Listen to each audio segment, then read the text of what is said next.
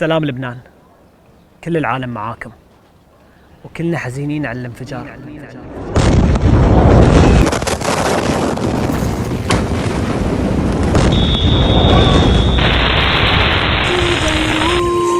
محروقة بقلب انكسرنا قلبي سلام لبيروت وقبل للبحر والبيوت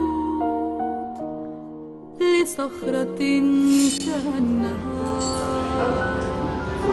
ألمكم عميق، صدقوني الكل ودي يشارك في تخطي اللي صار، وكلنا قاعدين نحاول بالتبرعات بالدعاوي بأي طريقة نخفف الأضرار. اليوم من البحرين بتطير أول طيارة فيها مساعدات طبية ضرورية، حملنا فيها الأجهزة والأدوية كلها فول ها؟ كلها فول لكن ما كفت المكان. خزنوا الجزء التحتي يحطون كل الاشياء زيادة الحين على السيتات. لحسن حظي بكون ضمن هالرحلة، ما أخفيكم حبي لبلدكم وحماسي إني أكون متطوع معاكم. صار لبنان يا جماعة. مساعدات اليوم حق عامة الأزمات اللي تكون سريعة، فيبين 3 أشياء رئيسية: مواد الجراحية، ويبين أدوية مهمة جدا، ويبين معنا أجهزة طبية. هذا الأجهزة الطبية عبارة عن أجهزة تنفس. على المدى البعيد يحتاجون أشياء أكثر أكيد، صح؟ أكيد. جس النبض بالنسبة لاحتياجاتهم، كيف نقدر نقدم مساعدات أكثر وأفضل. نزل الوفد وعلى طول اتجه لاجتماعاته الرسمية. في الوقت اللي كنا نتابع فيه تنزيل المساعدات فاجأتنا هالحمية. تونا واصلين، ما صار لنا نص ساعة قاعد نشوف طيارات من السعودية من الأردن من باقي العالم. في أزمة في دولة لكن هي أزمتنا كلنا. مستشفى عسكري ميداني. بادرت دول الخليج ودول عربية أخرى. بس شوف الصدفة الغريبة، جيران مو بس في الديرة حتى في لبنان. للأمانة كان بخاطرنا ننزل لمكان الانفجار، نشوف بعيننا اللي صار، نساعد نوثق. الحين وصلنا المساعدات، يمكن يسمحون لنا نطلع من المطار نروح مكان الانفجار نفسه. هذه ما كان في البال. الحمد لله كان هالقرار. قلنا كورونا واقفين بلا هذا، جبنا الضربة هذه وقفتنا قبل مرة. من النظرة الأولى عمارات بيروت حزينة، وكل ما نجرب أكثر نلاقي مزيد من الدمار. لا تكسر.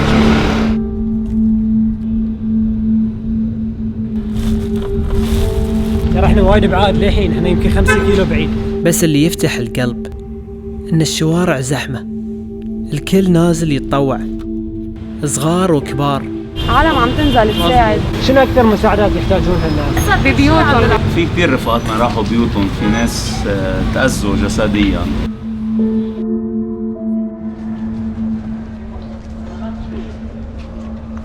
واحد من أكبر الانفجارات الغير نووية في التاريخ.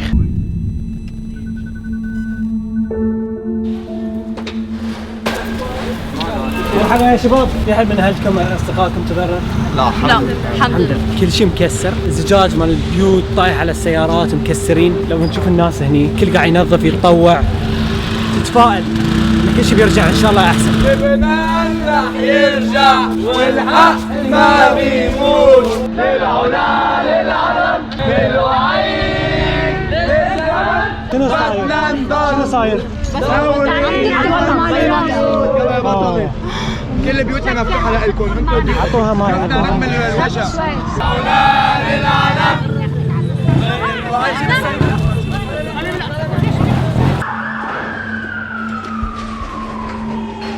شنو يعني بيروت من كوبا؟ لهاللحظة أكثر من 135 شهيد، العدد قاعد يزيد. أكثر من 5000 واحد مصاب والعدد قاعد يزيد. أكثر من 300 ألف شخص تشرد، يعني من دون بيت. البيوت طاحت، الكهرباء وقفت، الماي وقف. دولة ما تقدر توفر كهرباء والماي والمستشفيات والأكل. لا راح بيتكم؟ الحمد لله. ما حدا توقف ولا اي شخص توقف، لازم يتوقفوا على القليله، اذا مش هن عاملينها يتوقفوا لان هن مسؤولين، المسؤوليه عليهم. ما في حد يختلف ان الانفجار سيء لكن التوقيت السيء للانفجار هذه قصة ثانية. قبل أسبوع من الانفجار لبنان شددت الحظر لأن ما كانت مستشفياتهم متكفية حق الكورونا، فلما صار الانفجار كل هالناس اللي انضروا المستشفيات صار عليها ضغط زيادة فما عادت تكفي. كورونا من صوب، ضحايا انفجار من صوب.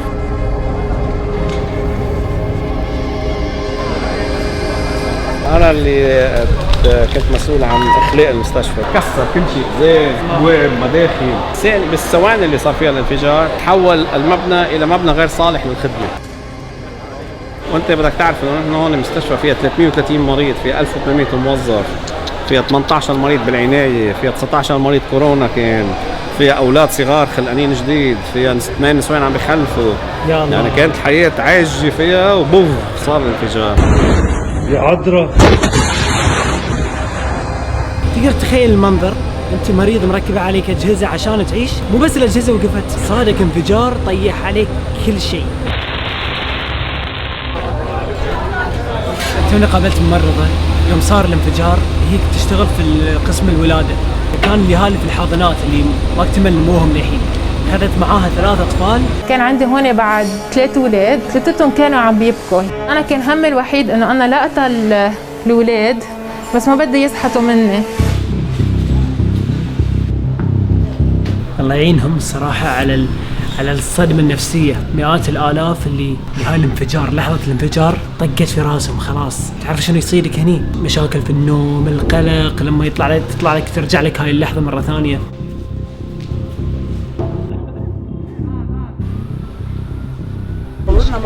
ما عندنا مشكلة، بدنا كل البلدان يعرفوا. انتوا كنتوا في البيت وقت الانفجار؟ انتوا على القليل بتحترموا البني آدم. انتوا كنتوا موجودين وقت الانفجار؟ جوزي وين؟ تمام. جوزي الحمد لله انصاب نتفه، بس ما بقى يجي بيع على ما بقى يجي لهون، اكل صدمة. صدمة ما عم يتقبل ابدا يجي على البيت. يا الله، الحين قاعد تشيلون الاغراض اللي في البيت. ما فينا نشيل، هلا بتشوف لانه خلينا نطلع بنحكي فوق. هذه العائلة بيتهم مندمر قاعد يروون للبيت. مامي كيما انتوا موجودين للحين؟ ايه. ما تمشون؟ لا ما نمشي. يا الله يكون في عونكم. كل بيتنا معرض على الطريق، ما فينا نمشي. ايوه. شو وقت القعدة؟ هذه القعدة، هذه الصالة. بيي بيقعد كل يوم يقعد هون. يا الله. هيدا الشباك لو قاعد كان طار كله هو وياه. يعور القلب. هيديكي اوضتي انا هونيك. غرفتك؟ This is my room. ايه غرفتي. الحمد لله ما كنتي موجودة. الحمد لله يا رب. الحمد لله. هاي اوضتي. عندكم بيت ثاني؟ الحمد لله. عائلتنا كبيرة ومحبين كتار، يعني انت اذا فيك تستقبلني بالكويت بتقلي اهلا وسهلا، صح ولا لا؟ بحرين؟ 100%. هيدا الشيء اللي صار هلا وحدنا زياده. انت قاعده تبتسمين. بتعرف ليش عم تبتسم؟ ليه قاعده تبتسمين؟ صدقيني هذه لو صار اي شعب ثاني بتشوفونه منهار وقاعد يصيح فيه، قاعد على الارض. ما الومه لان هذه كارثه، يعني شيء خطير. ببكي بدي اكون قاعده لحالي ببكي هون وبتطلع انه يعني ما في احكي كثير، وانا عم باخذ حبوب اعصاب صدقني لحتى ضل هيك. وانا بقول كتر خير العذراء والله نجينا، انه بنتي بقيت وجوزي بقي وانا بقيت. هيدا راح، شو بدي اعمل؟ ابوس راسك.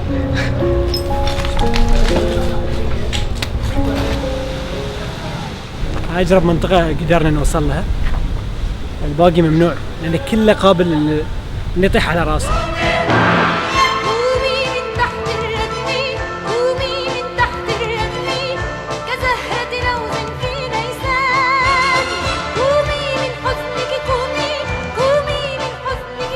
زين انا عندي سؤال بسيط، جاوبوا بصراحه. نعم. انتم من قبل صار لكم الحرائق في لبنان، صارت في ازمه اقتصاديه وفي ثوره وفي الحين انفجار، هل عندكم امل في لبنان؟ هذا بلدنا، كيف ما بده يكون عندنا امل فيه؟ في امل، اكيد في امل، ضل عنا امل. قد ما صار عندكم امل؟ عندنا امل.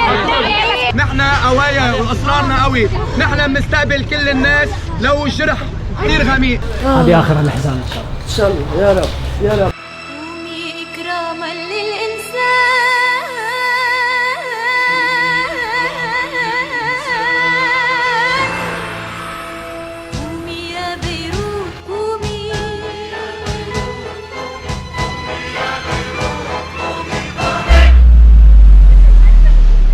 في النهاية يا رب منحنا السلام، الأمان للبنان ولكل من يحتاجه، لفلسطين، لسوريا، للعراق، لليمن، لكل العالم. سلام.